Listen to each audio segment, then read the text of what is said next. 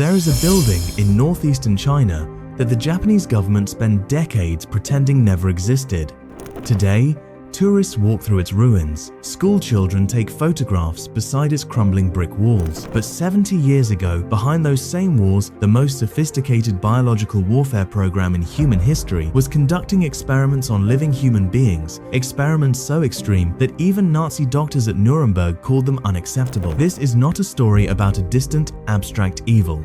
This is a story about scientists, decorated men with university degrees, military honors, and family photographs on their desks who arrived at work every morning, put on their white coats, and then proceeded to do things that have no name in any civilized language. At least 3,000 people died inside Unit 731's compound.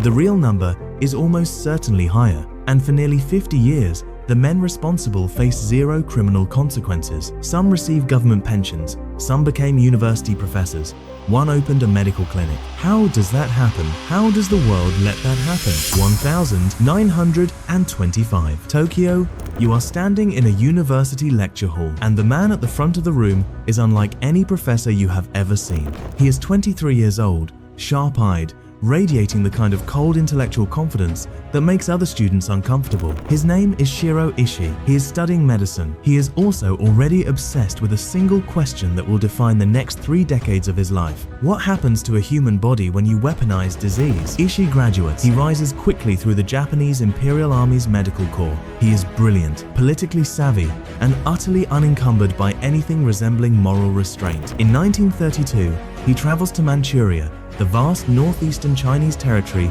that Japan has just invaded and occupied, and begins conducting field experiments on prisoners. But these early efforts are small, amateur. Ishii wants something bigger, something unprecedented in the history of warfare. He wants a factory. In 1936, he gets one. Emperor Hirohito personally authorizes the creation of a secret biological warfare research unit designated by an innocuous military code, Unit 731. Construction begins immediately outside the city of Harbin in occupied Manchuria. Over the next 3 years, a compound covering 6 square kilometers rises from the frozen Chinese. Earth laboratories, breeding facilities for plague-carrying fleas, a private railway line, an airfield, a crematorium, and a prison block capable of holding 400 people at a time. The prisoners are not called prisoners. Ishii's staff calls them maruta, the Japanese word for logs, as in lumber, as in raw material. Here is the fact that history textbooks almost never include. Unit 731 was not a rogue operation run by one unhinged officer. It was officially sanctioned, generously funded, and staffed by some of Japan's most promising medical graduates. The army actively recruited from Tokyo Imperial University. Young doctors competed for postings there. It was considered a prestigious assignment. That is the most disturbing sentence in this entire script. Let it land. 1939. Harbin, Unit 731, Compound, Block 7. The temperature outside is -30 degrees Celsius. You can feel it even indoors, the kind of cold that makes your lungs ache with every breath. The smell inside Block 7 is antiseptic over something organic, something wrong. The corridors are lit by bare electric bulbs. The cells are small. The windows do not open. The experiments conducted here between 1937 and 1945 represent a catalogue of human suffering so comprehensive that it reads like a textbook of everything that can go wrong with a body. Researchers infected prisoners with plague, cholera, typhoid, anthrax, and syphilis not by injection, but by deliberately exposing them to infected materials, contaminated food and water, or direct contact with infected animals. They wanted to observe the natural progression of disease in unmedicated humans. Hospital patients are always treated. These men needed subjects who would not be. When prisoners developed frostbite, researchers did not treat it. They documented it. They submerged frozen limbs in water of varying temperatures, recording exactly at what point the flesh separated from the bone. Dr. Yoshimura Hisato, the unit's cold weather specialist, published his findings in peer-reviewed journals after the war. His data was considered medically valuable. He was never prosecuted. Prisoners were placed in pressure chambers to determine at what atmospheric pressure the human eyeball will rupture. They were spun in centrifuges until they died. They were subjected to lethal doses of X-ray radiation. They were vivisected, operated on while fully conscious, without anesthesia, because researchers believed anesthesia might contaminate tissue samples. At least 1,000 of the documented deaths occurred during vivisection. Here is the fact that almost no one knows. Unit 731 was not only a laboratory, it was a weapons testing range. Ishii's team developed porcelain bombs, specifically designed to shatter at altitude and release plague-infected fleas over civilian populations. In 1940 and 1941, Unit 731 aircraft flew over Chinese cities, including Ningbo, Changde, and Kuzhou, and dropped these bombs. Bubonic plague outbreaks followed. Tens of thousands of Chinese civilians died. The attacks were classified for decades. This was not experimentation. This was deployment. And still, Ishii wanted more data. His researchers were running low on test subjects. The Japanese military term for acquiring more prisoners was replenishing the logs. Records show that between 1,939 and 1,945, an estimated 3,000 to 12,000 people passed through the compound's prison block. Chinese civilians, Manchurian resistance fighters, Soviet POWs, Korean laborers. The evidence suggests that no one who entered the prison block as a subject ever left alive. The crematorium ran day and night. The 9th of August 1945, Harbin. The Soviet Union has just declared war on Japan.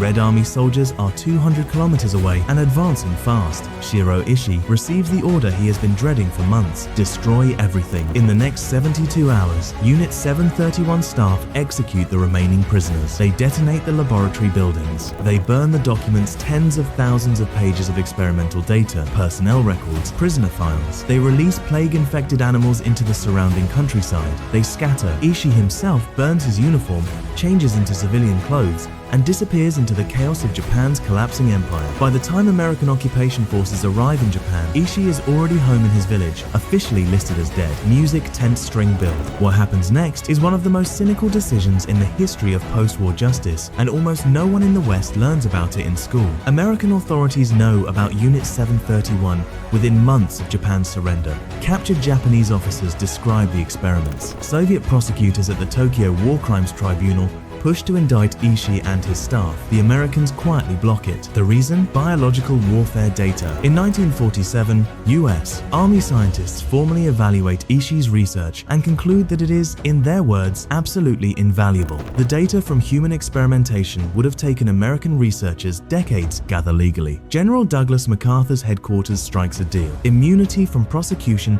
in exchange for the complete Unit 731 research archive. Ishii is interviewed by American officials in a comfortable Tokyo hotel room. He is polite, cooperative, he hands over everything. He is never charged with a war crime. In 1949, the Soviet Union, which captured several Unit 731 members during their advance into Manchuria, holds its own war crimes trial in Khabarovsk. 12 Japanese officers are convicted. Sentences range from 2 to 25 years.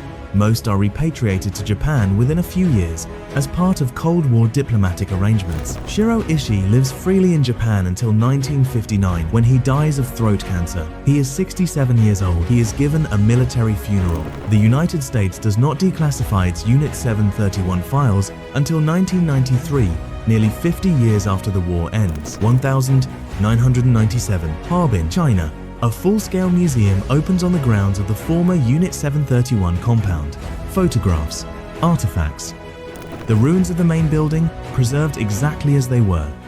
Thousands of visitors arrive in the first year, then tens of thousands, then hundreds of thousands annually. Japan's government response is complicated. For decades, official Japanese history textbooks either omit Unit 731 entirely or describe it with language so sanitized it is functionally meaningless. In 2007, Prime Minister Shinzo Abe states publicly that there is no evidence that Japanese military comfort women were coerced, a statement that provokes international outrage and illustrates the broader pattern of how Japan has managed its wartime legacy. Here is the counterintuitive fact that reframes everything. Japan is not unique in this. Every major power that has committed atrocities in wartime has struggled, often failed to honestly incorporate those atrocities into its national identity. The United States classified its Unit 731 immunity deal for half a century. Germany is the extraordinary exception, not the rule. In 2018, A Japanese court case brought by Chinese plaintiffs seeking acknowledgement of the Harbin experiments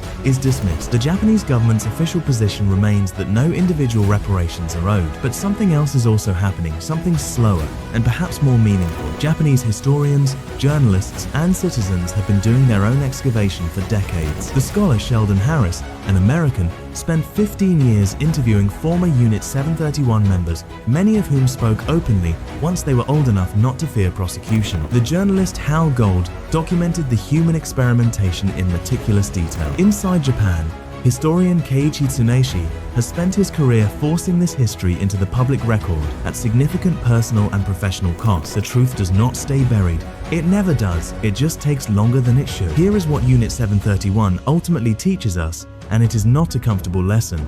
The men who built it were not monsters in any obvious sense. They were educated, decorated, and celebrated. The system that created them was not aberrant. It was the ordinary logic of wartime nationalism taken to its absolute conclusion. When a government decides that some human lives are raw material, it finds willing hands to do the processing. That is not ancient history. That is a warning with a permanent expiration date of never. The ruins outside Harbin still stand, the walls are still there, and every year people from China, from Japan, from across the world walk through those gates and stand in the same rooms where human beings were reduced to data points, because remembering is the only form of resistance that outlasts the perpetrators. If this story shook you, if it should be heard by more people, then share it. Leave a comment telling me which part of this history you had never heard before, because I guarantee there was at least one. And if you want to go deeper into the darkest and most consequential corners of 20th century history, subscribe. We are just getting started.